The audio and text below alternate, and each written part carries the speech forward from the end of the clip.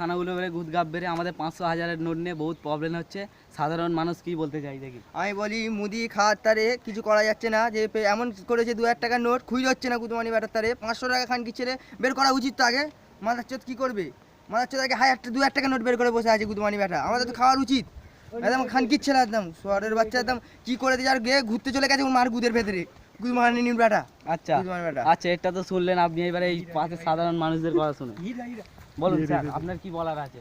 মুদিতে একটা খানকির ছেলে, কিন্তু ও গুদমানি বাড়ি যে কাজটা করেছে পুরো বাজে কাজ করেছে খানকির ছেলে, একদম পুরো বাজে কাজ করেছে খানকির ছেলে। এমনি আম মানুষরা রাস্তায় চলে গেছে, রাস্তায় যারা কোটিপতি তারা রাস্তায় চলে গেছে, যারা কোটিপতি তারা রাস্তায় যাবে গেছে খানকির ছেলে। আপনাদের প্রবলেম এখন কি হচ্ছে? পয়সা নিয়ে আমরা আরে বাজারে যাচ্ছি, 1000 টাকার নোট নিয়ে বাজারে যাচ্ছি বলতে চলবে না, 500 টাকার নোট নিয়ে বাজারে যাচ্ছি বলতে চলবে না। আরে 2000 টাকার নোট বের করেছে, 2000 টাকার নোট নিয়ে যাচ্ছি তাও খুঁজে দিতে পারছে না। আমরা সমস্যার মধ্যে পড়ে গেছি, আমরা খেতে পাচ্ছি না, রাস্তায় পড়ে গেছি। এখন আপনারা কি পড়ে গেছি। ভাবলেন? আর মোদি গুদমানি বেটা, ওর মেয়ে গুদমানি ভালো খাচ্ছে খানকি মাগি মোর, ওর মেয়েকে নিয়ে আসতে হবে গুদমানির বেটা মোর। এইখানে সবাই খাবে, এবারে আমাদের সবাই খাবে, ক্লাবের ছেলেরা সব।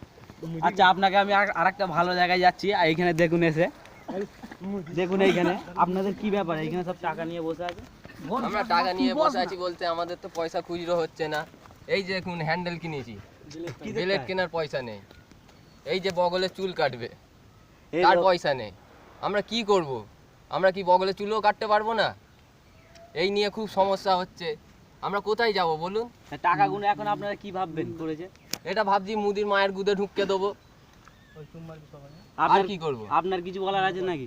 আর কি বলবো, মুদির মাকে চুদি আমাদের সব টাকায় তো কি হবে।